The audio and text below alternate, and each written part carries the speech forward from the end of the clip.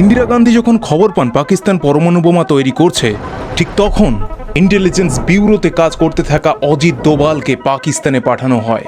অনুমান করা হয়েছিল পাকিস্তানের খান রিসার্চ ল্যাবরেটরিতে পরমাণু বোমা তৈরির কাজ চলছে, কিন্তু কড়া নিরাপত্তার জন্য এর মধ্যে ঢুকে ইনভেস্টিগেশন করা সম্ভবপর ছিল না। তাই অজিত দোভাল বাইরে থেকেই নজর রাখতে থাকেন। কিছুদিন পর ইন্দিরা গান্ধী ইলেকশনে হেরে যান এবং নতুন প্রধানমন্ত্রী হন মুরারজি দেসাই।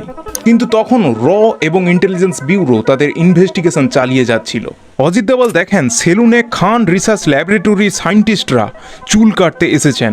দোভাল স্যার জানতেন এই চুলে রেডিও অ্যাক্টিভ এলিমেন্ট পাওয়া যেতে পারে, আর তার ভাবনাই ঠিক ছিল। ভারতে যখন সেই চুলকে রিসার্চ করা হয় তখন পাওয়া যায় সেই চুলে ছিল রেডিও অ্যাক্টিভ এলিমেন্ট।